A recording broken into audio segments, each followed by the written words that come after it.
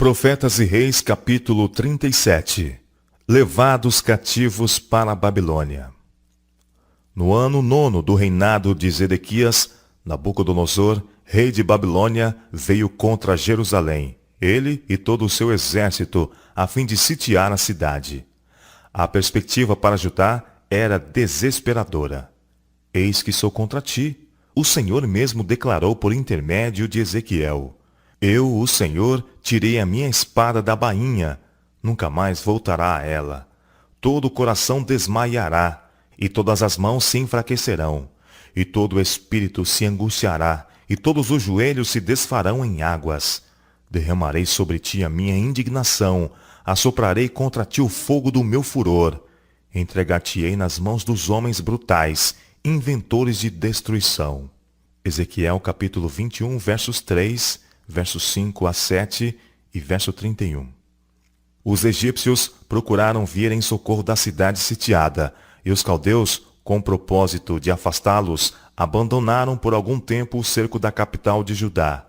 A esperança repontou no coração de Zedequias, e ele enviou um mensageiro a Jeremias, pedindo-lhe que orasse a Deus em favor da nação hebreia. A terrível resposta do profeta foi que os caldeus retornariam e destruiriam a cidade. O decreto havia saído, mas não poderia a impenitente nação evitar os juízos divinos. Não enganeis as vossas almas. O Senhor advertiu seu povo: os caldeus não se irão.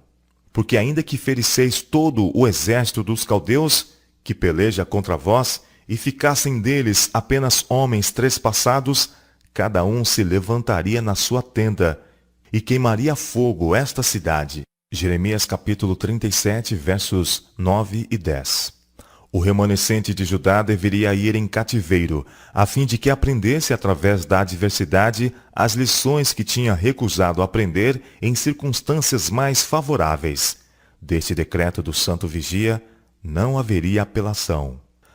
Entre os justos que ainda restavam em Jerusalém, a quem tinha sido tornado claro o propósito divino, alguns havia que se determinaram colocar além do alcance das mãos cruéis a sagrada arca que continha as tábuas de pedra sobre a qual haviam sido traçados os preceitos do decálogo. Isto eles fizeram. Com lamento e tristeza, esconderam a arca numa caverna, onde devia ficar oculta do povo de Israel e de Judá por causa de seus pecados, não mais sendo-lhes restituída. Esta sagrada arca ainda está oculta, jamais foi perturbada desde que foi escondida. Por muitos anos, Jeremias havia estado perante o povo como uma fiel testemunha de Deus, e agora, estando a malsinada cidade prestes a passar às mãos de pagãos, ele considerou sua obra como terminada, e apresentou-se para se ausentar, mas foi impedido pelo filho de um dos falsos profetas, o qual o delatou como estando prestes a se unir aos babilônios, a quem ele repetidamente insistira com os homens de Judá a que se submetessem. O profeta negou a mentirosa acusação, mas não obstante, os príncipes se iraram muito contra Jeremias, e o feriram, e o puseram na prisão. Jeremias capítulo 37, verso 15. As esperanças que haviam nascido no coração dos príncipes e povo, quando os exércitos de Nabucodonosor voltaram-se para o sul, a fim de enfrentar os egípcios, logo caíram por terra. As palavras do Senhor tinham sido: Eis-me contra ti, ó Faraó, rei do Egito. O poder do Egito era apenas uma cana quebrada. E saberão todos os moradores do Egito. A inspiração havia declarado que eu sou o Senhor, porque se tornaram um bordão de cana para a casa de Israel. Eu levantarei os braços do rei de Babilônia, mas os braços de Faraó cairão, e saberão que eu sou o Senhor, quando eu puser a minha espada na mão do rei de Babilônia, e ele a estender sobre a terra do Egito. Ezequiel capítulo 29, verso 3 e 6, e capítulo 30, versos 25 e 26. Enquanto os príncipes de Judá estavam ainda baldadamente à espera do auxílio do Egito, o rei Zedequias, com ansiosos presságios, pensava no profeta de Deus que tinha sido posto na prisão. Depois de muitos dias, o rei mandou buscá-lo e perguntou-lhe secretamente: Há alguma palavra do Senhor? Jeremias respondeu: Há. E disse ainda: na mão do rei de Babilônia serás entregue. E disse mais Jeremias ao rei Zedequias: Em que tenho pecado contra ti e contra os teus servos e contra este povo, para que me pusesseis na prisão? Onde estão agora os vossos profetas que vos profetizavam, dizendo: O rei de Babilônia não virá contra vós, nem contra esta terra? Ora, pois, ouve agora, ó rei, meu senhor, cai agora a minha súplica diante de ti. Não me deixes tornar à casa de Jonatas, o escriba, para que não venha morrer ali. Jeremias capítulo 37, versos 17 a 20. A isto ordenou Zedequias que eles pusessem a Jeremias no átrio da guarda, e deram-lhe um bolo de pão cada dia, até que se acabou todo o pão da cidade. Assim ficou Jeremias no átrio da guarda. Jeremias capítulo 37, verso 21. O rei não ousou manifestar fé abertamente em Jeremias, embora seu temor o impelisse a buscar informação privada da parte do profeta. Era demasiado fraco para arrostar a desaprovação dos seus príncipes e do povo para submeter-se à vontade de Deus, como manifesta pelo profeta. Do átrio da guarda, Jeremias continuou a aconselhar submissão ao rei de Babilônia. Oferecer resistência era cortejar morte certa. A mensagem do Senhor a Judá era: O que ficar nesta cidade morrerá à espada, à fome e de pestilência. Mas o que for para os caldeus viverá, porque a sua alma lhe será por despojo e viverá. Claras e positivas eram as palavras proferidas. No nome do Senhor, o profeta declarou ousadamente: Esta cidade infalivelmente será entregue nas mãos do exército do rei de Babilônia, e ele a tomará. Jeremias capítulo 38, versos 2 e 3. Afinal, os príncipes, exasperados com os repetidos conselhos de Jeremias, que eram contrários à política de resistência por eles adotada, fizeram um vigoroso protesto perante o rei, insistindo em que o profeta era um inimigo da nação e que suas palavras tinham enfraquecido as mãos do povo e acarretando infortúnio sobre eles. Por isto, ele devia ser condenado à morte. O rei, acovardado, sabia que as acusações eram falsas, mas, para cativar os que ocupavam posição elevada e de influência na nação, simulou crer em suas falsidades e entregou-lhes as mãos a Jeremias para fazerem com ele o que quisessem. O profeta foi lançado no calabouço de Malquias, filho do rei, que estava no átrio da guarda, e desceram a Jeremias com cordas. Mas no calabouço não havia água, senão lama, e atolou-se Jeremias na lama. Jeremias capítulo 38, verso 6. Mas Deus suscitou-lhe amigos, os quais procuraram o rei no interesse dele, e conseguiram que de novo fosse removido para o átrio da guarda. Uma vez mais o rei, em caráter privado, mandou em busca de Jeremias, e ordenou-lhe que fielmente referisse os propósitos de Deus para com Jerusalém. Em resposta, Jeremias inquiriu: Declarando-te eu, com certeza não me matarás? E aconselhando-te eu, ouvir-me-ás? O rei entrou num pacto secreto com o profeta. Vive o Senhor, que nos fez esta alma, que não te matarei. O rei prometeu: nem te entregarei na mão desses homens que procuram a tua morte. Jeremias capítulo 38, versos 15 e 16. Havia ainda oportunidade para que o rei revelasse disposição de acatar as advertências de Jeová, e assim temperar com misericórdia os juízos já então caindo sobre a cidade e a nação. Se voluntariamente saíres aos príncipes do rei de Babilônia, foi a mensagem dada ao rei, então viverá a tua alma, e esta cidade não se queimará a fogo, e viverás tu e a tua casa. Mas se não saíres aos príncipes do rei de Babilônia, então será entregue esta cidade nas mãos dos caldeus, e eles a queimarão a fogo, e tu não escaparás das mãos deles. Receio-me dos judeus que se passaram para os caldeus, o rei suplicou, que me entreguem na sua mão e escarneçam de mim. Mas o profeta prometeu: não te entregarão. E acrescentou um fervoroso apelo: ouve, te peço, a voz do Senhor, conforme a qual eu te falo, e bem te irá, e viverá a tua alma. Jeremias capítulo 38, versos 17 a 20. Assim, até a última hora, Deus tornou clara a sua disposição de mostrar misericórdia aos que escolhessem submeter-se a seus justos reclamos. Tivesse o rei escolhido obedecer, a vida do povo teria sido poupada, e a cidade se salvaria da conflagração. Mas ele pensou que tinha ido demasiado longe para recuar. Teve medo dos judeus, medo do ridículo, medo por sua vida. Depois de anos de rebelião contra Deus, Zedequias considerou ser demasiado humilhante dizer a seu povo: aceito a palavra do Senhor, conforme pronunciada pelo profeta Jeremias. Não ouso aventurar-me à guerra contra o inimigo, em face de todas estas advertências. Com lágrimas, Jeremias suplicou a Zedequias para que se salvasse, bem como a seu povo. Com angústia de espírito, assegurou-lhe que, a menos que ele aceitasse o conselho de Deus, ele não escaparia com vida, e todas as suas posses cairiam nas mãos dos babilônios. Mas o rei havia iniciado a marcha no mau caminho, e não conteria seus passos. Ele decidiu seguir os conselhos dos falsos profetas, e dos homens a quem na realidade ele desprezava, e que ridicularizavam sua fraqueza em se render tão prontamente aos desejos deles. Ele sacrificou sua nobre liberdade varonil e tornou-se um servil escravo da opinião pública. Sem nenhum propósito pré-determinado de fazer o mal, era não obstante irresoluto em permanecer corajosamente ao lado do direito. Convicto como estivesse do valor dos conselhos dados por Jeremias, não tinha energia moral para obedecer, e como consequência avançou firmemente na direção errada. O rei era, com efeito, demasiado fraco para concordar, viessem seus cortesões e povos a saber que ele tivera uma conferência com Jeremias. Tal era o temor do homem que havia tomado posse de sua alma. Se Zedequias se tivesse portado corajosamente e declarado que cria nas palavras do profeta, já cumpridas pela metade, que desolação teria sido evitada.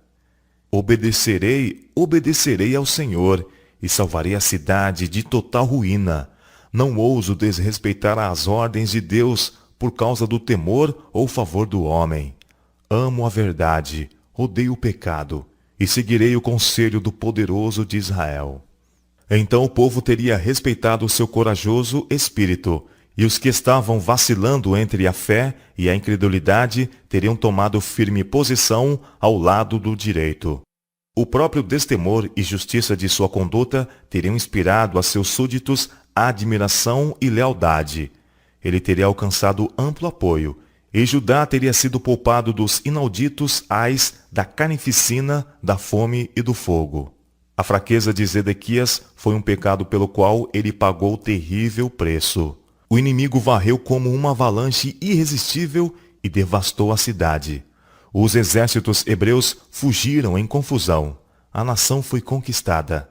Zedequias foi feito prisioneiro, e seus filhos foram mortos diante de seus olhos.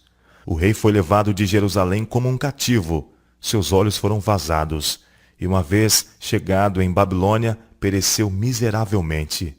O belo templo, que por mais de 4 séculos coroara o cimo do monte de Sião, não foi poupado pelos caldeus.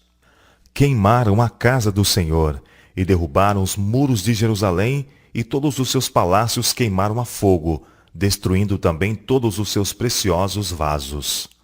2 Crônicas capítulo 36, verso 19. Ao tempo da invasão final de Jerusalém por Nabucodonosor, muitos haviam escapado dos horrores do longo assédio, apenas para perecer à espada. Dentre os que ainda restavam, alguns, notadamente o chefe dos sacerdotes e oficiais e dos príncipes do reino, foram levados para a Babilônia e ali executados como traidores. Outros foram levados cativos para viverem na servidão de Nabucodonosor e de seus filhos, até o tempo do reino da Pérsia, para que se cumprisse a palavra do Senhor pela boca de Jeremias. 2 Crônicas capítulo 36, versos 20 e 21. A respeito de Jeremias, mesmo está registrado: Nabucodonosor, rei de Babilônia, havia ordenado acerca de Jeremias a Nabuzaradã, capitão dos da guarda, dizendo: toma-o e põe sobre ele os teus olhos, e não lhe faças nenhum mal. Antes, como ele te disser, assim procederás para com ele. Jeremias capítulo 39, versos 11 e 12. Liberto da prisão pelos oficiais babilônios, o profeta escolheu lançar sua sorte com um debilitado remanescente, os mais pobres da terra, deixados pelos caldeus para serem vinheiros e para lavradores. Sobre esses, os babilônios puseram a Gedalias como governador. Apenas poucos meses haviam passado quando o novo governador foi traiçoeiramente morto. O povo pobre, depois de haver passado por tantas provas, foi finalmente persuadido por seus líderes a buscar refúgio na terra do Egito. Contra esta medida, Jeremias levantou sua voz em protesto. Não entreis no Egito, apelou ele. Mas o conselho inspirado não foi ouvido, e todo o resto de Judá, homens, mulheres e meninas, fugiu para o Egito. Não obedeceram à voz do Senhor, e vieram até Táfnis. Jeremias capítulo 43, versos 5 a 7. As profecias de condenação pronunciadas por Jeremias sobre o remanescente que se havia rebelado contra Nabucodonosor, fugindo para o Egito, foram misturadas com promessas de perdão aos que se arrependessem de sua loucura e estivessem prontos para voltar. Conquanto o Senhor não poupasse aos que deixavam o seu conselho pelas sedutoras influências da idolatria egípcia, ele mostraria misericórdia para com os que se mostrassem leais e fiéis. Os que escaparam da espada tornarão da terra do Egito a terra de Judá, ele declarou. E saberá todo o resto de Judá, que entrou na terra do Egito para peregrinar ali, se subsistirá a minha palavra ou a sua. Jeremias capítulo 44, verso 28. A tristeza do profeta, em vista da completa perversidade dos que deviam ter sido a luz espiritual do mundo, sua tristeza pela sorte de Sião e do povo levado cativo para a Babilônia, é revelada nas lamentações que ele deixou registradas como memorial da estutícia de deixar os conselhos de Jeová pela sabedoria humana. Em meio à ruína operada, Jeremias pôde ainda declarar: as misericórdias do Senhor são a causa de não sermos consumidos. E sua constante oração era: esquadrinhemos os nossos caminhos, experimentemo-los e voltemos para o Senhor. Lamentações capítulo 3, versos 22 e 40. Embora Judá ainda fosse um reino entre as nações, ele inquiriria de seu Deus: de todo rejeitaste tu a Judá? Ou aborrece a tua alma a Sião? E ele tinha ousado suplicar: não nos rejeites, por amor do teu nome. Jeremias capítulo 14, versos 19 e 21. A fé absoluta do profeta no eterno propósito de Deus de fazer que da confusão surgisse a ordem e de demonstrar às nações da terra e a todo o universo seus atributos de justiça e amor, levou-o agora a suplicar confiantemente em favor daqueles que tornassem do mal para a justiça. Mas agora Sião estava inteiramente destruída. O povo de Deus fora levado em cativeiro. Subjugado pela dor, o profeta exclamou: como se acha solitária aquela cidade, dantes tão populosa. Tornou-se como viúva. A que foi grande entre as nações e princesa entre as províncias, tornou-se tributária. Continuamente chora de noite, e as suas lágrimas correm pelas suas faces. Não tem quem a console entre todos os seus amadores. Todos os seus amigos se houveram aleivosamente com ela. Tornaram-se seus inimigos. Judá passou em cativeiro por causa da aflição e por causa da grandeza da sua servidão. Habita entre as nações, não acha descanso. Todos os seus perseguidores a surpreenderam nas suas angústias. Os caminhos de Sião pranteiam, porque não há quem venha à reunião solene. Todas as suas portas estão desoladas. Os seus sacerdotes suspiram. As suas virgens estão tristes, e ela mesma tem amargura. Os seus adversários a dominaram. Os seus inimigos prosperam. Porque o Senhor a entristeceu, por causa da multidão das suas prevaricações. Os teus filhinhos vão em cativeiro, na frente do adversário. Como cobriu o Senhor de nuvens na sua ira a filha de Sião. Derribou do céu à terra a glória de Israel, e não se lembrou do escabelo de seus pés no dia da sua ira. Devorou o Senhor todas as moradas de Jacó, e não se apiedou. Derribou no furor as fortalezas da filha de Judá e as abateu até a terra. Profanou o reino e os seus príncipes. Cortou no furor da sua ira toda a força de Israel. Retirou para trás a sua destra de diante do inimigo e ardeu contra Jacó, como labareda de fogo que tudo consome em redor. Armou o seu arco como inimigo, firmou a sua destra como adversário, e matou todo o que era formoso à vista, derramou a sua indignação como na tenda da filha de Sião. Que testemunho te trarei? A quem te compararei, ó filha de Jerusalém? A quem te assemelharei? Para te consolar a ti, ó virgem filha de Sião, porque grande como o mar é a tua ferida. Quem te sarará? Lembra-te, Senhor, do que nos tem sucedido. Considera e olha para o nosso opróbrio. A nossa herdade passou a estranhos e as nossas casas a forasteiros. Órfãos somos sem pai. Nossas mães são como viúvas.